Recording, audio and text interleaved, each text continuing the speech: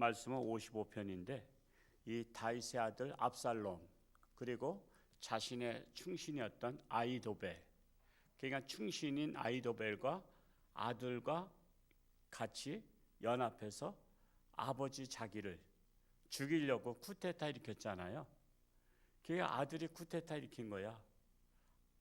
아버지를 죽이고서는 왕이 되겠다고. 이게 얼마나 기가 막힌 일이에요.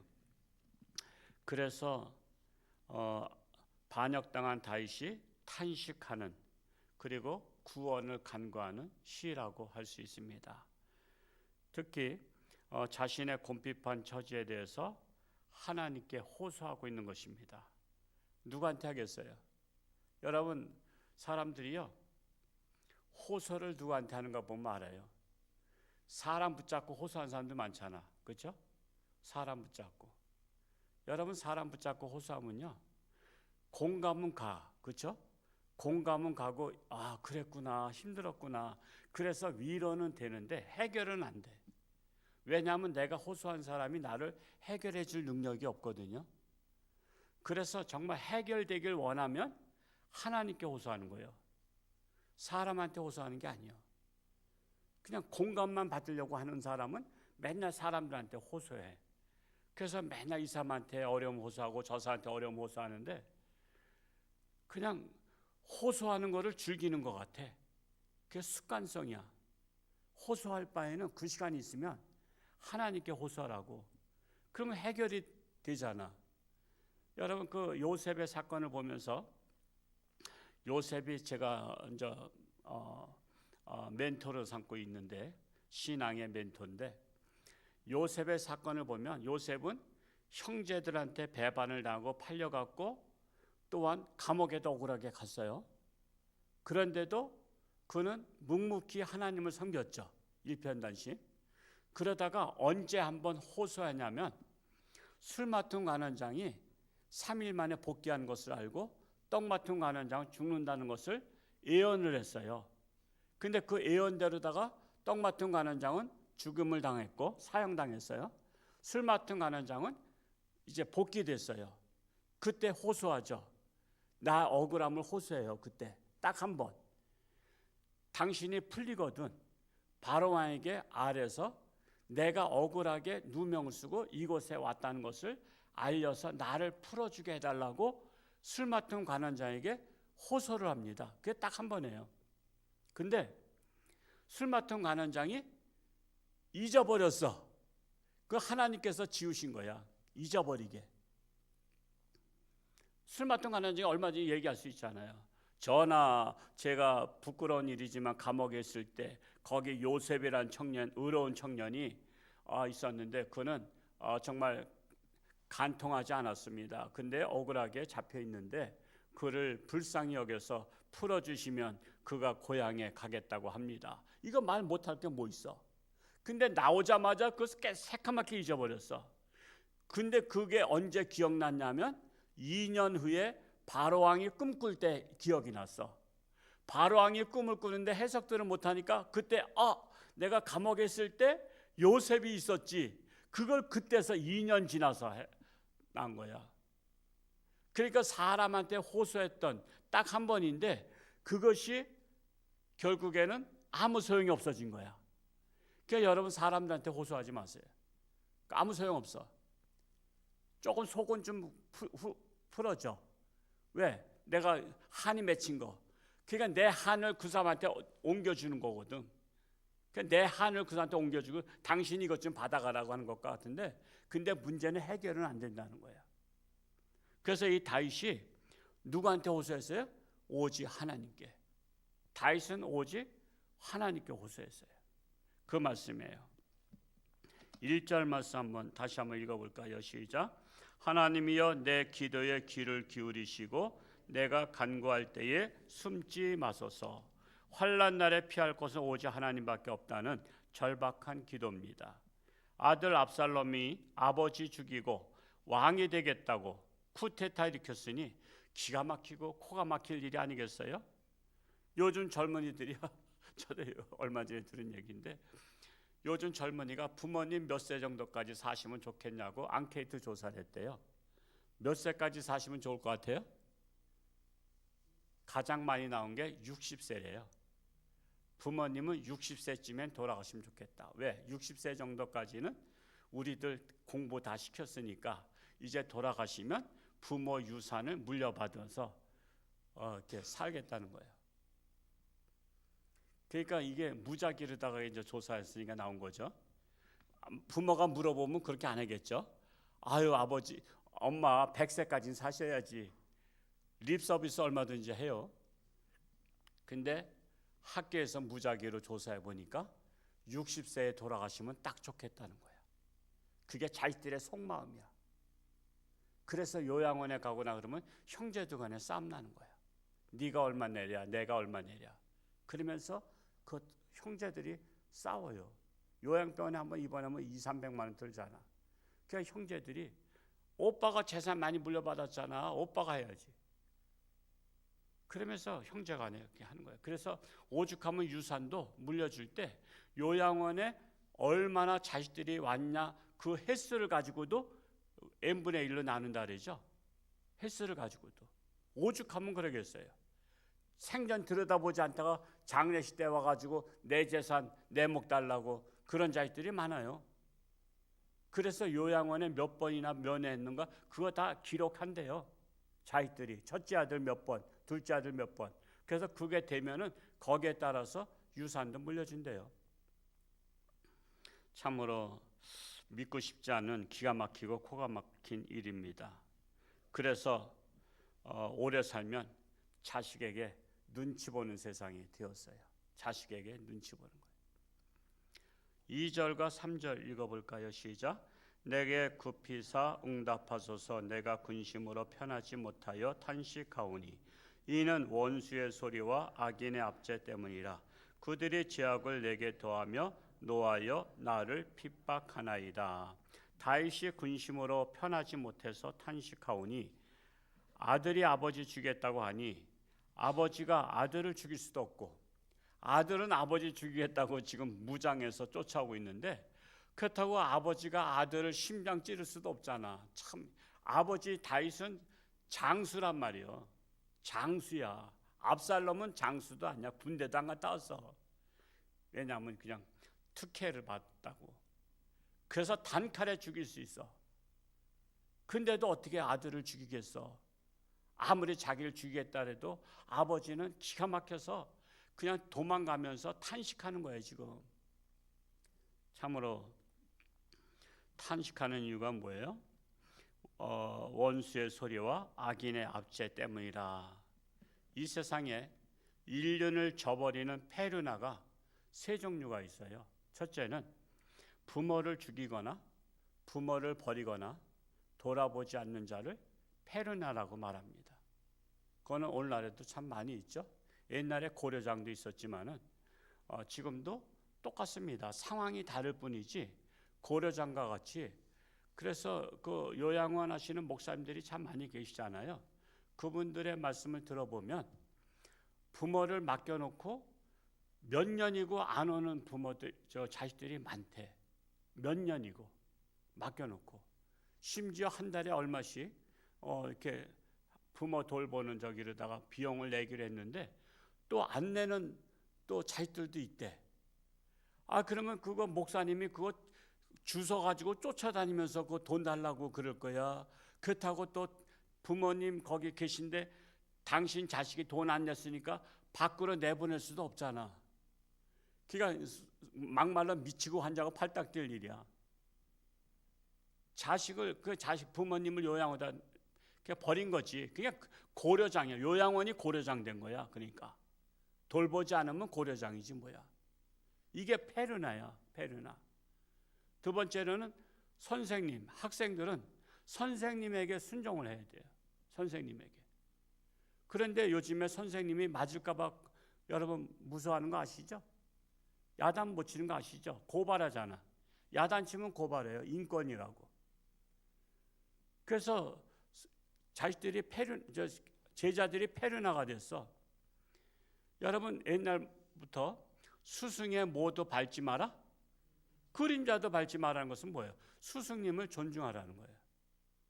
유태인의 교육에서는요, 선생님 말씀과 아버지 말씀이 달라. 그러면 아버지가, 사실은 아버지가 맞아. 아버지가 과학자야. 그래서 아버지 말씀이 맞는데 선생님이 그렇게 말씀하시면 선생님 말씀을 들으라 그랬는데, 아버지가 선생님 말씀이 틀렸지만은 너는 학교 가서 선생님 말씀대로 하라 그랬는데, 왜냐하면 아유 네 선생님 그것도 모르냐, 야 그런 선생 그게 선생이냐 막 이렇게 하잖아요. 그러면 그 자식이 그때부터 선생님을 불신해서 공부를 안 한대. 그래서 그런 불신의 자식이 되기 때문에 이 다음에 크면 안다 이거야. 아버지 말이 맞다는 것을. 그러나 선생님 말씀에 순종하고 따르라고 하는 게 그 지혜로운 부모의 말씀이야.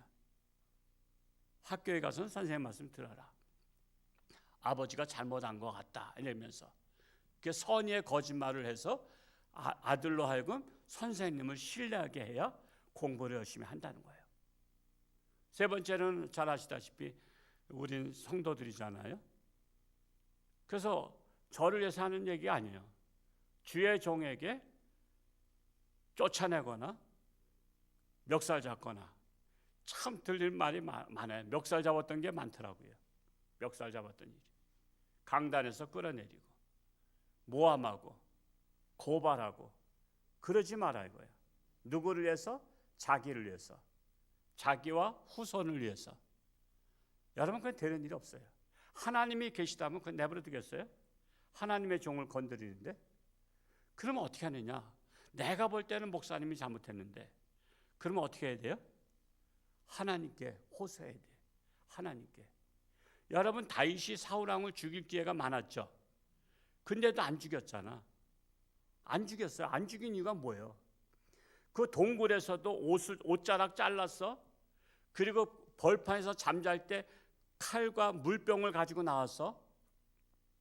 그러면서도 안 죽였어. 하나님께 맡긴 거예요. 하나님께. 그 다윗이 지혜로운 거야. 내가 무슨 의로운 자라고, 내가 의로운 자라고 교회마다 목사님하고 싸운 사람들이 참 많아. 우리 교회도 그렇게 하다가도 나간 분들이 있지만은 저는 그분들이 빨리 정신 차리길 기도하고 있어요. 정신 차리길. 그렇다고 제가 악담할 수는 없잖아. 주의 종이. 축복은 못할 망정. 그러나 정말 잘 되려면 정말 그런 것들을 다 풀어야 돼요. 그래서 저를 위해서가 아니라 여러분과 자손을 위해서. 그래서 하나님께 호소하는 거야. 하나님께. 내가 해결하겠다고 아버지 죽이고 선생님을 때리고 목사를 끌어내고 그 역할을 하면 그거는 망하기로 작정한 거야. 그러지 말라 이거야. 지금은 참으로 우리 성도님들이 좀 목사에 대해서 제가 저도 알죠. 부족한 거. 그럼에도 불구하고 그냥 넘어가잖아. 이건 뭐 같으냐면 여러분의 아버지가 완벽하지 않은 거 아시죠? 그래도 넘어가잖아. 우리 아버지니까. 아유 우리 아버지 창피해 죽겠어. 자식들 간에 얘기할 때 많잖아. 근데도 내 아버지니까 어쩔 수 없잖아. 죽고 나서는 아버지 모셔야지. 그것처럼 우리는 그런 마음의 자세로 해야 된다는 사실입니다. 4절 말씀 읽어볼까요? 시작. 내 마음이 내 속에서 심히 아파하며 사망의 위험이 내게 이르렀도다. 자식이 배반, 충신이 배반하면 뭐가 아프죠? 마음이 아픈 거예요. 마음이. 얼마나 마음이 아프겠어요. 씁쓸하고.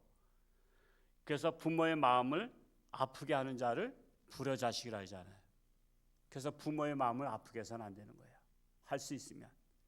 그리고 선생님의 마음을 아프게 해서도 안 되고 담임 목사의 마음을 아프게 하지 말라요. 아프게 하면 그것을 하나님께 호소하면 하나님이 갚아주신다는 거예요. 5절 읽고 마치겠습니다. 5절 시작. 두려움과 떨림이 내게 이르고 공포가 나를 덮었도다. 두려움과 떨림이 내게 이르고 공포가 나를 덮었도다. 사람은요 가장 두려움이 뭐죠? 죽음에 대한 두려움이에요. 사람뿐만 아니라 동물이나 모나 새나 다 그래요. 식물도 마찬가지야. 그래서 식물학자가 그랬다는 거 아니야. 예를 들어 나무 나무꾼이 톱을 들고 산에 올라와서 이 나무 자를까 하면 그 나무가 발발 떤대잖아. 난 그걸 어떻게 테스트하는지 모르지만 테스트 기계가 있대. 그러면 그 나무가 떠는 게 그 테스트 기계의 진동이 있대. 그랬다가 이 나무보다는 이 나무가 좋겠네, 이 나무를 잘라서 가져가야 되겠다 그러면 그 나무가 또 벌벌 떤대. 그러니까 사람이 모르는 그 나무들도 그 생각을 읽는다는 거죠. 그러니까 꽃도 사랑하면은 잘 피고 잘 자라고. 근데 관심이 없으면 금방 죽어버린대잖아. 금방 죽어버려. 그러니까 날파리도요, 자꾸만 날파리가 제가 밥만 먹으려면 날파리가 앞에서 왔다 갔다 해. 밥상머리에서 그 밥그릇 사이로 왔다 갔다 하니까 이걸 어떻게 잡을 수도 없어. 파리채로 할 수도 없고. 그렇다고 F킬러 뿌리기도 그래, 밥상에다. 그럼 반찬에다 들어가잖아. 그것도 잡으려고 그러면은 이게 잘 보나 봐. 나하고 눈이 마주친 것 같으면 얼른 도망가더라고. 앉았다가도 내가 딱 보잖아요. 그러면 얼른 딱 도망가. 그런 날파리도 자기 죽는 것을 두려워서 피해 다니는데, 사람에게는 가장 두려움이 뭐요? 죽음. 그래서 여러분, 병든 자가 얼마나 두렵겠어요. 그래서 병든 자를 위해서 기도하라는 거예요. 어느 목사님의 사모님이 암 말기로 병원에서 계셔서 얼마 전에 지난주에 전화가 와서 울면서 전화가 왔어요. 가난하고 어렵고 장애인 돌보다 보니까 교인도 없어. 얼마나 힘들겠어. 기도해달라 그래서 전화상으로 기도했지만은 사람은 누구나 다 죽음에 대해서 두려움이 있는 거야. 사형수가 얼마나 두렵겠어. 사형수가 그 사형 집행을 가다가 그 계단을 올라가서 이제 그 형틀에 했는데 계단에서 발을 헛디뎠대. 헛디디니까 아이고 큰일 날 뻔했다고. 큰일 나나 마나 이제 바로 올라가면 죽는데. 그래도 죽기 전에 단 몇 초라도 그래도 안전하기를 바라는 게 사람의 마음이야. 사람의 마음. 그래서 우리가 이사야서 40장 10절에 두려워하지 말라. 내가 너와 함께합니다. 놀라지 말라. 내가 내 하나님이 됨이라. 그래서 하나님을 의지하고 우리는 어떤 어려움과 역경과 고난에서도 하나님께 호소하며 여러분의 모든 어려움을 극복할 수 있기를 축복합니다. 오늘 하루도 하나님과 동행하며 승리할 수 있기를 축복합니다. 할렐루야. 고맙고 감사하신 아버지 하나님, 오늘도 새날 주셨사오니 오늘 하루도 하나님과 동행하며 승리하는 복된 날이 되기를 간절히 소원합니다. 참으로 살다 보면 사람들한테 호소하고 싶을 때가 있습니다. 답답할 때가 있습니다. 그럴 때 사람한테 호소하면 속이 후련하지만 그렇다고 문제가 해결되는 것은 아닙니다. 하나님께 호소해야만이 문제가 해결될 확률이 높습니다. 그래서 우리는 어떤 문제가 있든지 하나님께 호소하는, 기도하는, 우리는 은밀한 중에 계신 하나님께 기도하는 우리 모든 지혜로운 성도들이 되기를 간절히 소원합니다. 참으로 육신의 질병으로 사경 헤매는 사랑하는 교우들 불쌍히 여기시고 하나님의 능력의 손길로 안수하시며 깨끗함 받고 건강해서 하나님 영광 위에 살게 하여 주옵소서. 나라가 심히 어려운 가운데 빠져 있습니다. 주의 종이 이제는 감옥을 가는 그러한 시대가 되었습니다. 참으로 아버지 하나님, 이 나라가 하나님의 뜻 안에서 하나님의 나라가 되며 도리어 전화위복의 역사가 일어날 수 있도록 인도하여 주옵소서. 오늘 하루도 저들의 삶 가운데 하나님께서 동행하며 그리스도의 향기를 바라는 자들이 되게 하여 주옵소서. 예수님의 이름으로 축복하며 기도하옵나이다. 아멘.